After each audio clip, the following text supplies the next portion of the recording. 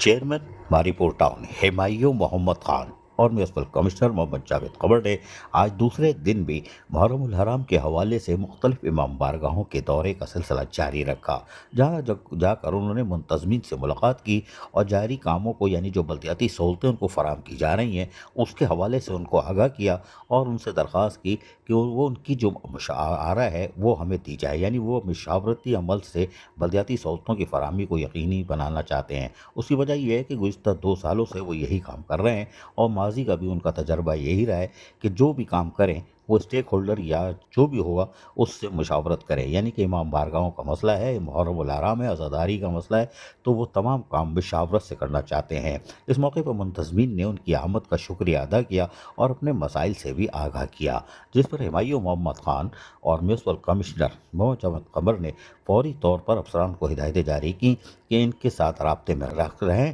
اور اس کے ساتھ ساتھ ملاقات کرتے رہیں اور جو بھی کام کریں ان کو اس مشاورتی عمل میں شامل رکھیں تاکہ کام جو ہو ان کی مشاورت سے اور منتظمین کا مطمئن ہونا ضروری ہے۔ اس حوالے سے چیئرمین ہمایوں محمد خان نے ماری پور ٹاؤن کے مختلف امام بارگاہوں کے دوسرے دن کے دورے کے دوران خود بھی افسران کو ہدایتیں دیں کہ امام بارگاہوں کے اطراف صفائی ستھرائی کو جہاں یقینی بنایا جا رہا ہے وہیں انسداد و تجاوزات کا محکمہ تجاوزات کا خاتمہ کرے، جھاڑی واڑی اگر کچھ ہے اس کو بھی اڑا دیا جائے، جبکہ محکمہ M&T سے کہا ہے کہ وہ تمام امام بارگاہوں پر لائٹوں کا مناسب بندوبست کرے اور جلوس کی گزرگاہوں پر خاص خیال رکھا جائے۔ اس موقع پر یقینی طور پر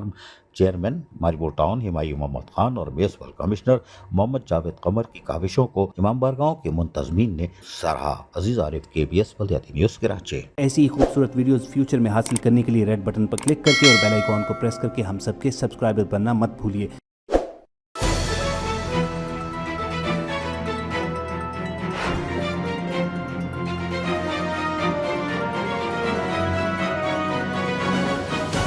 KBS بلدیاتی نیوز۔